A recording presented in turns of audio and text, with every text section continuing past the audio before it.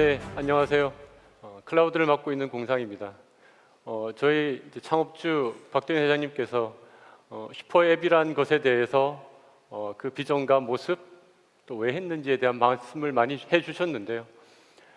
제가 아는 혼돈의 클라우드를 재정의한다 TCP 이 세션에서는 어떻게 보면 슈퍼앱을 어떻게 만드는 것일까, 또 왜 이렇게 하게 됐을까, 그런 것에 대한 여러분들의 공감과 공유를 위한 시간이라고 생각하고 있습니다. 클라우드라 그러면 사실 제일 먼저 인터넷으로부터 시작됐습니다. 클라우드가 뭔가요?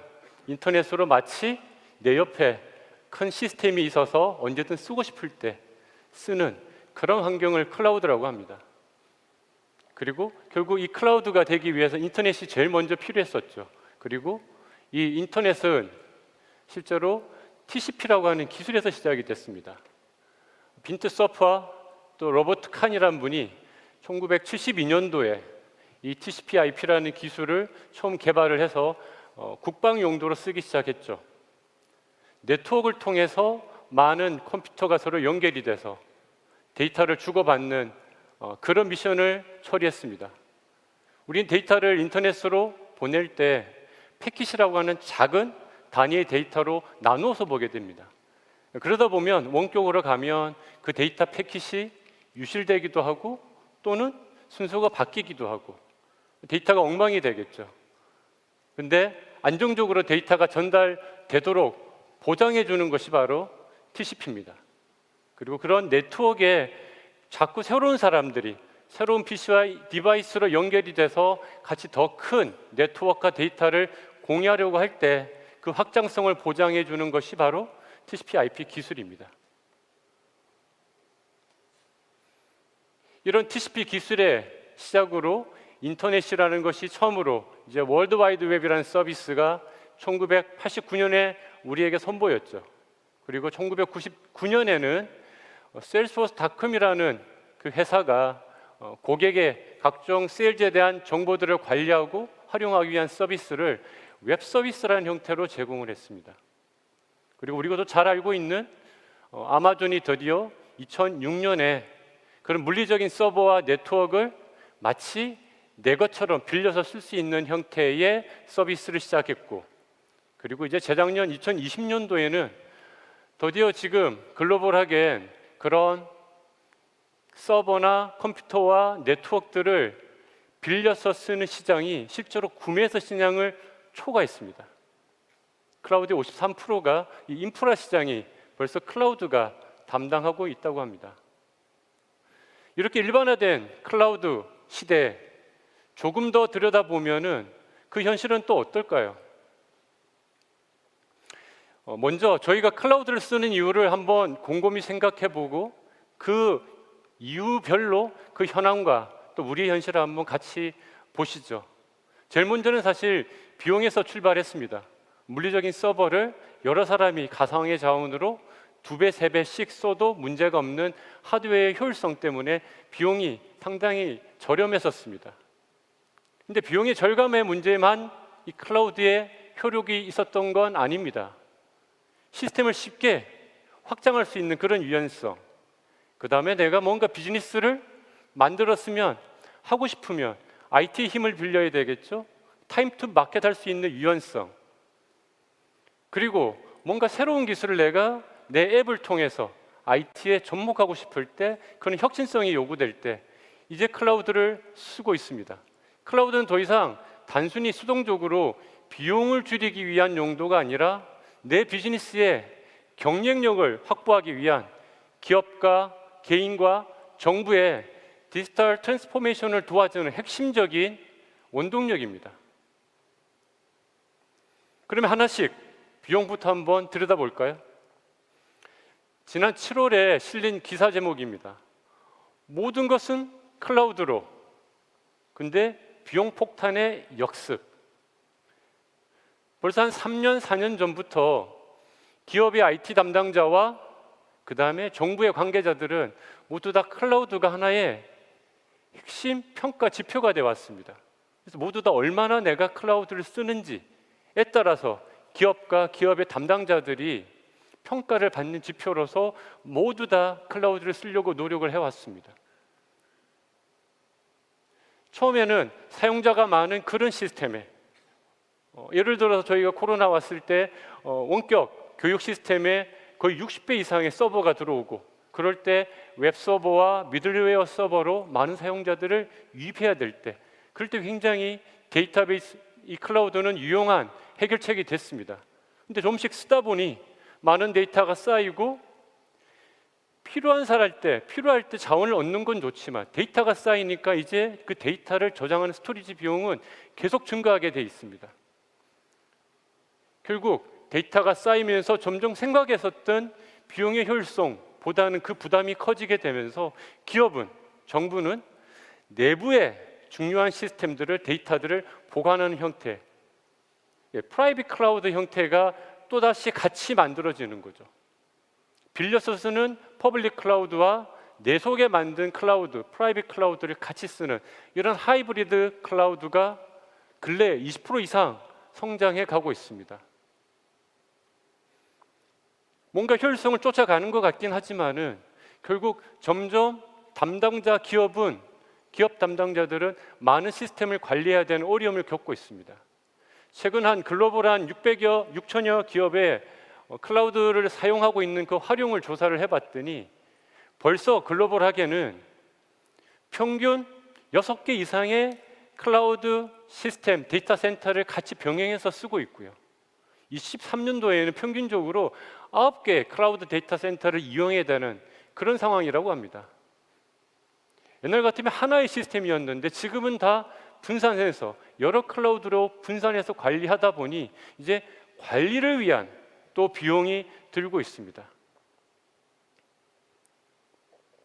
이런 시스템 관리에 대한 어려움들이 점점 또다시 비용에 대한 부담도 만들어내고 있죠. 실제로도 얼마 전 통계 자료에 의하면 시스템을 도입하는 비용은 7, 8%에 불과한데 유지보수 비용은 15% 이상이 성장한다고 합니다. 이러한 비용에 대한 우리의 기대와 또 어려움들이 존재하는데 우리가 기대했던 유연성은 또 어떨까요? 우리가 IT에서 유연성이라 그러면은 이런 하드웨어나 네트워크에 대한 인프라도 중요한 파트고요. 또 하나는 플랫폼이라고 그래서 앱을 만들 수 있도록 도와주는 미들웨어, 데이터베이스, 웹서버, 그다음에 개발을 자동해 주는 영역까지를 플랫폼이라고 합니다. 그리고 직접 우리가 활용하게 되는 앱까지, 이 세 가지 영역에서 과연 얼마나 유연성이 있는지 한번 같이 살펴보시죠. 인프라 측면에서는 과거에 하나의 큰 서버를 썼다고 하면 이제는 하이퍼바이저라고 하는 그런 시스템 소프트웨어를 통해서 버추얼 머신이라고 하는 가상 자원을 여러 개 나누어서 쓸 수 있게 됩니다. 물론 이 버추얼 머신은 또다시 OS를 깔아야 돼서 약간의 성능의 부하가 있지만은 여러 가지 앱들을 쉽게 전환하기엔 좋죠. 여기서 머물지 않고 더욱더 자원을 가볍게 만들어주는 컨테이너라는 가상 자원은 실제로 OS가 설치되지 않기 때문에 굉장히 가볍게 내가 여러 가지 앱을 올릴 수 있습니다. 그래서 지금은 컨테이너를 많이 도입하려고 하고 있고 또 이렇게 많은 컨테이너를 쓰려고 하니까 쿠버네티스라고 하는 새로운 또 컨테이너를 관리하는 솔루션까지 점점 적용을 해 가고 있습니다. 현재 시장을 냉정하게 쳐다보면 여전히 아직 버추얼 머신 중심의 그런 가상 자원을 많이 쓰고 있지만 모두 다 이제 컨테이너 기반의 아주 경량화된 그런 가상 자원을 써서 유연성을 높이려고 하고 있습니다. 근데 이 기술들이 대부분 다 오픈 소스로 이루어져 있습니다. 오픈 소스, 여러분들 정말 우린 쓰기 좋지만 어려움이 뭐죠? 내가 책임져야 되는 겁니다. 우리 기업이 스스로 책임져야 됩니다. 그래서 기술 인력에 대한 의존성이 생기죠. 그리고 그 기술의 내재화가 상당히 어렵습니다. 그래서 인프라에 대한 이 시장은 유연성을 위해서 더 작은 자원으로 가고 왔지만 결국 이 오픈소스라고 하는 덫에 걸려서 상당히 어려운 보틀넥을 가지고 있습니다. 플랫폼은 어떤가요? 아까 말씀드린 것처럼 플랫폼은 어플리케이션, 앱을 개발할 수 있도록 도와주는 미들웨어나 데이터베이스를 의미합니다. 근래 많은 앱들이 클라우드로 전환이 되면서 미들웨어를 오픈소스로 쉽게 바꾸고 활용하고 있습니다. 미들웨어까지는 괜찮아요. 근데 데이터베이스는 굉장히 어렵습니다. 왜? 데이터베이스는 데이터를 가지고 있거든요. 그래서 확장이 쉽지 않습니다. 그래서 우리가 플랫폼을 유연하게 한다고 하지만 결국은 이 데이터베이스에서는 그 확장성의 틀에 갇혀 있어요. 정말 클라우드에 맞는 데이터베이스, 이거 정말 절실한 거죠. 현재까지도 아직도 미션 크리티컬 업무들은 클라우드로 올리기 굉장히 어렵습니다. 그리고 세 번째, 유연성을 위한 앱입니다. 시장에선 이 앱에 대해서 유연성을 확보하기 위해서 두 가지 방안으로 접근하고 있는 것 같습니다. 하나는 자체적으로 만든 커다란 그런 어플리케이션을 작은 어플리케이션으로 나누는 MSA라고 그러죠. 마이크로 서비스 아키텍처라고 그러는데, 스스로 만든 앱들을 작은 앱으로 다시 만드는 그런 작업들을 하려고 있는 것이 한 가지 방법이고요. 또 하나는 이미 존재하고 있는 소프트웨어를 SaaS라고 하죠. 소프트 애저 서비스라는 형태로 내가 그 앱을 빌려 쓰는 형태입니다. 먼저 기업이 자체적으로 가지고 있는 그런 서비스들을 잘고 쪼갠다면 어떤 일이 있을까요?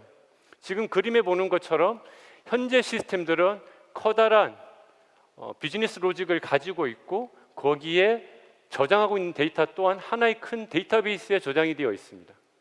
그러면 이제 이 앱을, 커다란 매크로한 앱을 작은 마이크로한 앱으로 나눈다면 그것은 결국은 커다란 데이터를 다시 필요한 만큼의 데이터로 작게 나누어서 분산해야 됩니다.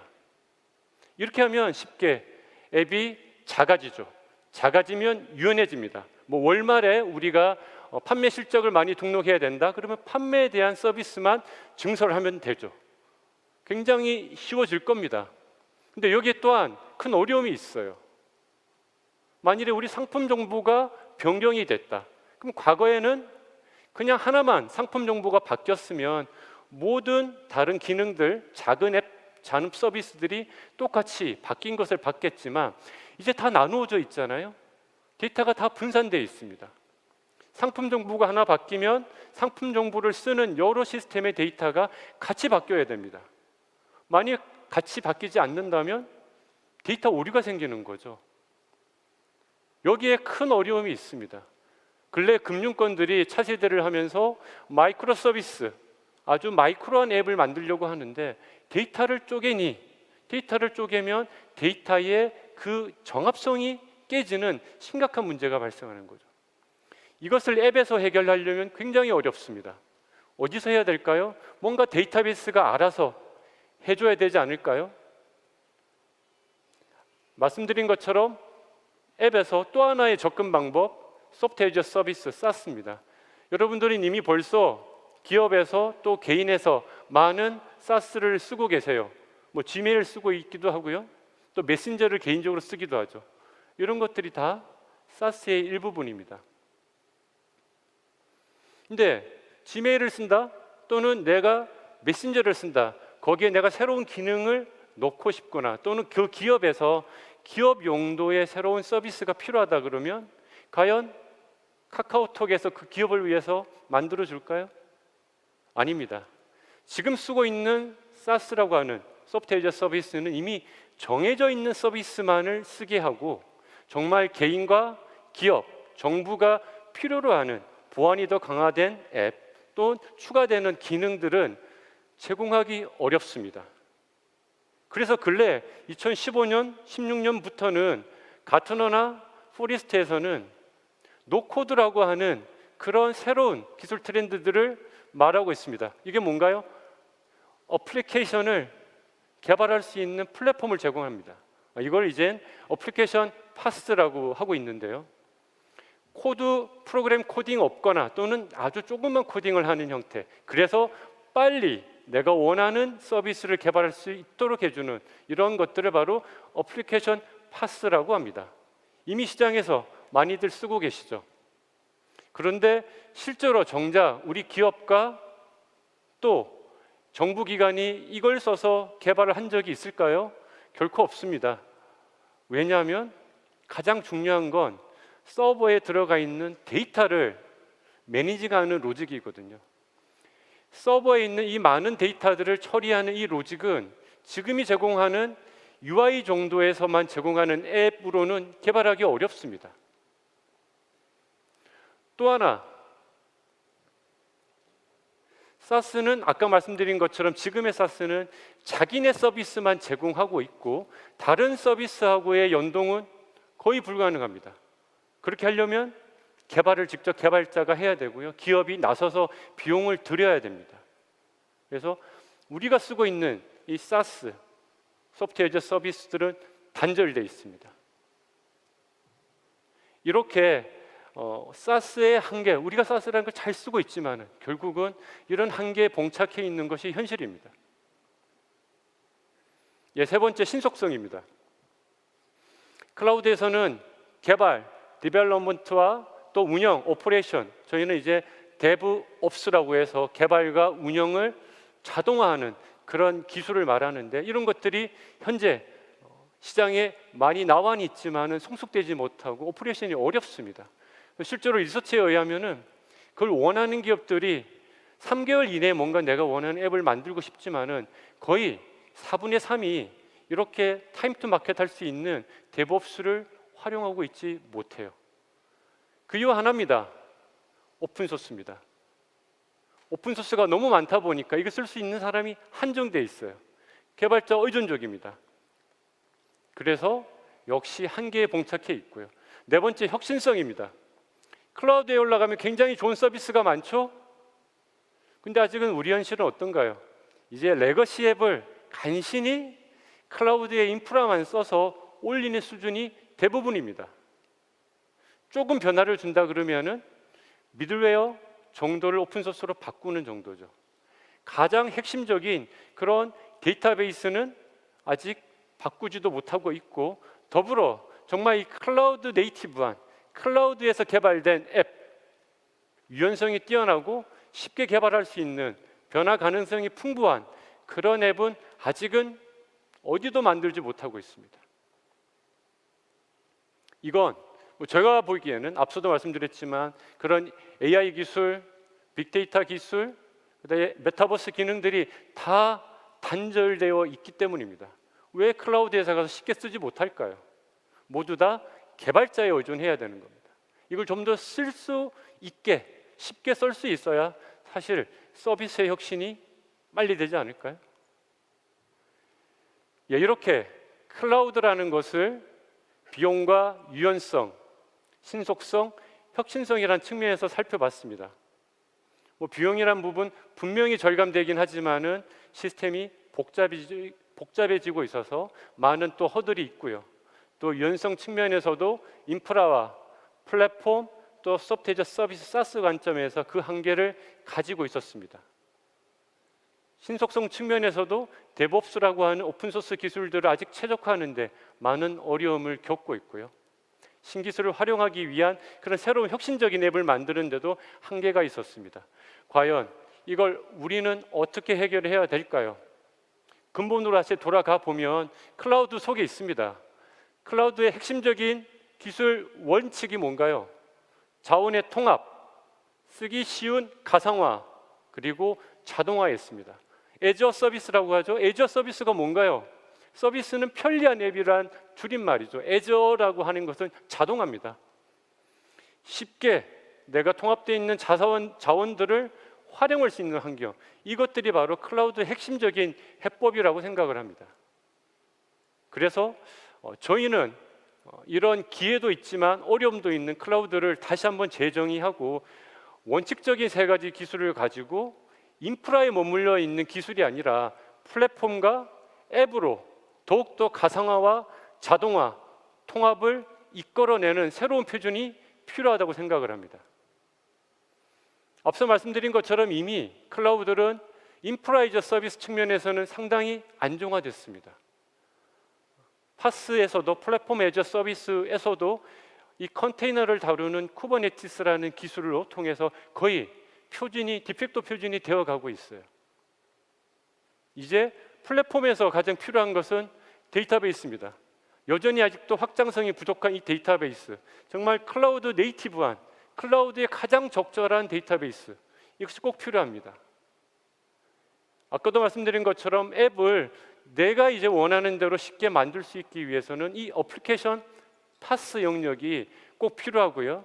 거기서 단순한 노코드 시스템이 아니라 정말 기업과 기관이 어려운 비즈니스 로직을 개발할 수 있도록 하기 위해서는 결국 뭐가 핵심일까요? 바로 데이터를 내가 쉽게 컨트롤해야 됩니다. 그러기 위해서 데이터 가상화 기술, 이 데이터 가상화한 그 위에서 누구나 쉽게 클라우드 네이티브한 개발 환경을 갖춰야 되겠죠.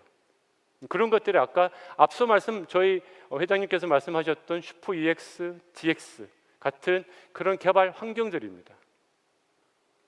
이런 기술을 통해서 궁극적으로는 하나의 단위에 막혀 있는 서비스가 아니라 통합된 서비스의 앱, 통합된 앱이 반드시 필요합니다. 사실 모든 클라우드의 이유는 뭔가요? 하나입니다. 앱을 위한 것이죠. 고객과 사용자는 밑에 DB를 뭘 쓰든 미들웨어를 뭘 쓰든 상관이 없어요. 가장 관심 있는 건 뭔가요? 앱입니다. 통합된 앱, 내가 마음껏 쓸 수 있는 앱. 이 앱을 위해서 저희는 인프라, 플랫폼, 또 파스 영역의 모든 시스템들을 관리할 수 있는 매니지먼트를 자동화해야 될 필요가 있다고 생각합니다. 그래서 매니지먼트 에즈 어 서비스, 이것이 꼭 필요하다고 생각이 되고요. 저희가 정말 슈퍼앱으로, 창의적인 앱으로 만들어지기 위해선 이런 기존의 클라우드의 표준들이 달라져야 한다고 생각합니다. 이제 하나씩 무엇이 다른 건지 조금 더 들여다보고 무엇인지도 같이 공유 드리겠습니다. 먼저 파스에서 클라우드 네이티브 데이터베이스에 대해서 간단히 말씀을 드리겠습니다. 이걸 먼저 말씀드리려고 하면 지금 현재 클라우드에서 쓰이고 있는 DB가 뭔지 잘 알아야 됩니다. 대부분이 오픈소스 데이터베이스를 많이 쓰고 있습니다. 우리가 뭔가 앱으로 일을 한다는 것은 데이터를 처리하는 일입니다. 내가 원하는 데이터를 저장을 하고 조회를 하고 변경하는 일이죠. 그런데 지금 현재 오픈소스로 되어 있는 데이터베이스는 사용자가 많아질 때 이렇게 데이터베이스를 여러 대로 만들어서 확장해서 그 사용자가 많은 요구를 받아줘야 되는데요. 여기서 현재 오픈소스 DB들은 단순하게 데이터를 읽을 수밖에 없습니다. 뭔가 내가 데이터를 변경하는 작업은 이루어내지 못해요. 우리는 대부분 물건을 사고 또 내 데이터를 바꾸고 또 은행에 계좌 이체를 하고 등등의 모든 나의 생활들은 바로 데이터와 데이터의 변경에 관한 일입니다. 그런데 지금 클라우드에서 쓰고 있는 DB들은 그냥 읽을 수밖에 없고요. 쓰는 동작들, 모든 비즈니스의 활동들은 하나의 서버에서만 할 수밖에 없어서 여기가 많은 사람들이 몰리게 되면 그냥 장애가 발생하는 거죠. 이런 것들 때문에 클라우드 네이티브한 데이터베이스는 사용자가 많아지면 알아서 데이터베이스 엔진도 확장이 되고 또 데이터의 양이 많아지면 스토리지도 자연스럽게 확장되는 그런 클라우드 네이티브한 데이터베이스가 필요합니다. 제 다음에 이제 브레이크 이후에 저희 티베로와 슈퍼 티베로가 클라우드 네이티브한 DB가 무엇인지 또 어떤 구성이 가능한지 왜 가능한지 조금 더 들으시면 좋을 것 같습니다. 어플리케이션 파스 영역, 데이터 가상화와 또 이 가상화를 기반으로 네이티브한 앱을 어떻게 개발할지 그 환경에 대해서도 같이 말씀을 드리겠습니다. 제가 앞서도 말씀을 드렸지만 왜 데이터 가상화가 필요할까요? 왜 지금의 노코드 환경이 우리가 원하는 그런 퀄리티의 앱을 만들지 못할까요? 그건 한 가지입니다. 실제 우리의 데이터는 굉장히 많습니다. 복잡하고 분산되어 있습니다. 대부분의 기업들은 수십 개에서 수백 개, 대기업들은 수천 개의 시스템을 갖고 있고요. 데이터베이스가 그렇게 흩어져 있어요. 그 데이터베이스가 내가 원하는 데이터가 어디에 있는지, 어떤 구조인지 알지 못합니다. 그렇게 되면 좋은 앱을 만들 수가 없어요. 그래서 이 많은 다양한 데이터를 마치 하나처럼 보여주는 데이터 가상화가 필요합니다. 앱은 마치 하나처럼 보이는 그 데이터베이스 가상화 영역을 보고 앱을 개발하는 게 되는 거죠. 저희는 이걸 데이터 매니지먼트 플랫폼이라고 합니다. 실제로 기업은 굉장히 앞서 말씀드린 것처럼 다양한 DB에 여러 개의 DB를 쓰고 있습니다. 그럼 저희가 어떻게 가상화하느냐? 그 데이터베이스에 접속하는 정보, 또 접속했을 때 그 데이터의 구조에 대한 정보, 보통 이런 걸 우리가 메타 정보라 그러죠. 이런 기업 내의 많은 정보들을 메타 정보를 저희가 통합을 해서 따로 관리하게 됩니다. 그리고 실제로 개발하고자 하는 개발자들에게는 개발 스튜디오를 통해서 마치 이 많은 데이터베이스가 하나인 것처럼 보여드리는 거죠. 그리고 개발자는 이걸 근거하에 프로그램을 개발하게 됩니다. 그렇게 해서 만들어진 프로그램은 알아서 여러 데이터베이스에 분산해서 데이터 변경을 발생시키고 조회를 할 수 있도록 도와줍니다.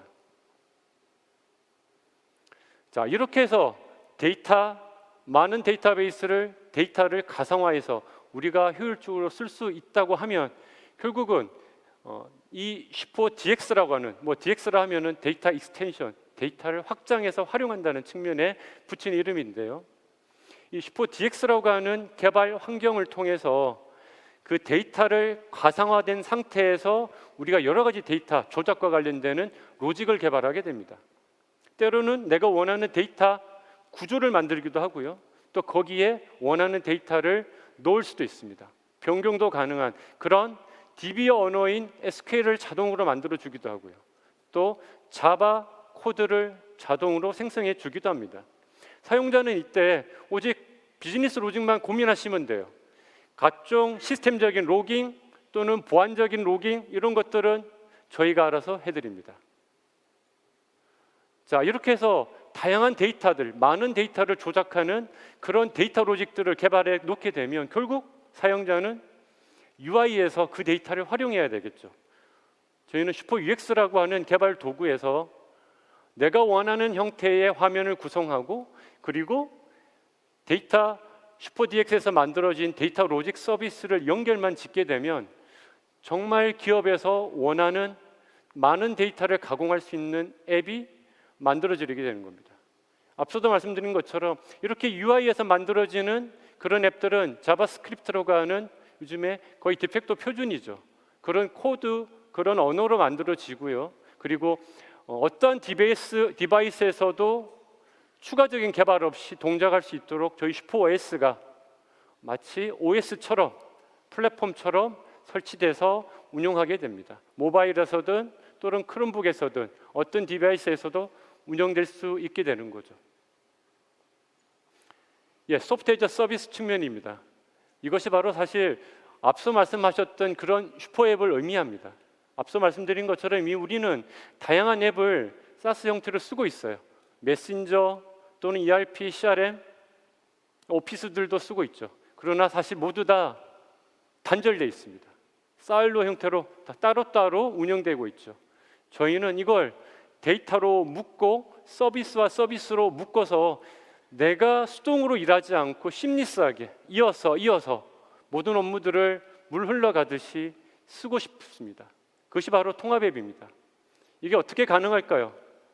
앞서도 말씀하셨는데 저희는 슈퍼UX라고 하는 스튜디오와 또 데이터 처리하는 슈퍼DX를 기반으로 앱을 서비스를 만들게 되고요. 저희가 부가적으로 또 기본적으로 제공하는 메신저 앱 또 클라우드 드라이브 공유 폴더 같은 거죠. 공유 파일들을 담을 수 있는 스토리지, 메일, 캘린더와 같은 우리가 큰 앱을 만들 때 꼭 필요한 앱들을 같이 부품으로 제공합니다. 아울러 AI 챗봇, 에이콜이나 또는 메타버스 기능들을 하나의 앱 작은 부속품처럼 쓸 수 있도록 저희가 이제 이런 걸 컴포넌트라 그러는데 이런 혁신적인 서비스를 하는 앱들도 부품으로 만들어 놓고 사용자들은 슈퍼앱 스튜디오에서 마음껏 내가 만들고 싶은 앱을 만들게 되는 거죠. 사실 그것의 하나가 저희의 슈퍼오피스 같은 겁니다. 오피스 여러분들 저작 도구로 많이 쓰고 계시죠. 저희 창업주께서 말씀하셨던 것처럼 이젠 이 오피스가 단순히 문서가 아니라 데이터로 저장이 되면서 얘가 앱이 되는 세상이고요. 또 이 앱을 만들면서, 오피스를 만들면서 메신저도 쓸 수 있고 그걸 클라우드로 공유할 수도 있고요. 그 다음에 CRM 또는 ERP와 같은 기업이 쓰고 있는 시스템들도 단순히 업무 시스템이 아니라 그 속에 내가 AI 챗봇과 메타버스 기능, 또 오피스 기능까지 넣어서 내가 앱을 쓰면서도 여러 가지 오피스 기능을 갖고 또다시 새로운 앱을 만들 수 있게도 되는 겁니다. 다양한 지식, 교육 등등의 앱들을 마음껏 만들게 될 것이고요. 어쩌면 저희가 오늘 내일 보여드리는 것들은 이런 슈퍼앱의 어떠한 기초들을 보여드리고 여러분들과 같이 만들어 나가야 될 그런 영역이기도 할 겁니다. 예, 이렇게 인프라, 또 플랫폼, 또 소프트웨어적인 측면에서 새로운 기술들이 접목되다 보면 결국은 이런 어플리케이션, 앱을 저희가 자동화하는 측면에서 이 소스 코드를 관리해야 되는 소스 코드 매니지먼트 시스템, 또 데이터나 미들웨어를 관리하게 되는 그런 플랫폼을 자동화하는 시스템, 그다음에 인프라를 통합적으로 관리하게 되는 그런 시스템들이 필요하게 됐죠. 이런 것들을 아까 말씀드린 것처럼 매니지먼트 에이즈 서비스라고 생각을 하고 있습니다. 실제로 우리가 관리해야 될 대상들이 뭘까요?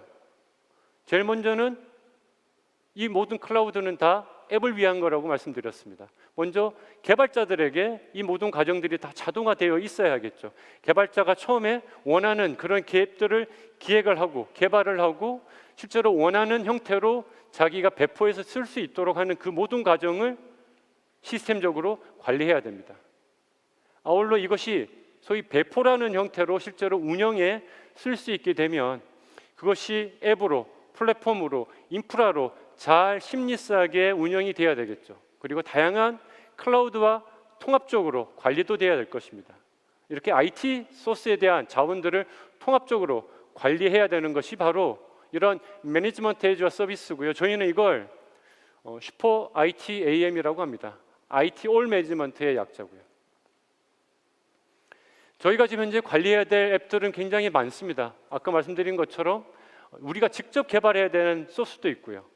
또 오픈 소스가 뭔가요? 아까 말씀드린 것처럼 오픈 소스를 하면 내가 책임져야 되는 겁니다. 문제가 있으면 내가 버그를 찾아서 고쳐야 되죠.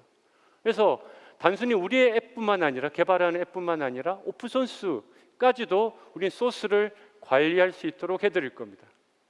그리고 기존에는 이 어플리케이션 소스들을 오픈 소스의 소스들이 파일로만 저장이 됐다면 저희는 이걸 다 의미 있는 하나의 부분으로 나누어서 데이터베이스로 저장하게 됩니다. 데이터베이스로 저장하게 되면 어떤 장점이 있나요? 보안에 강합니다. 파일로 되어 있으면 유출도 심하고 악성 코드가 심어질 수도 있죠. 그러나 데이터베이스에 들어가게 되면 철저한 보안이 가능해집니다.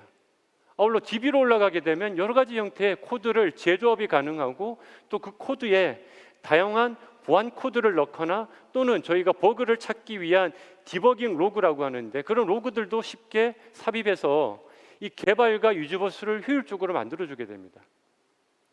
저희 이걸 슈퍼 SCM, 소스 코드 매니지먼트라고 그러는데 개발 단계에서부터 모든 것들을 관리할 수 있도록 할 거고요.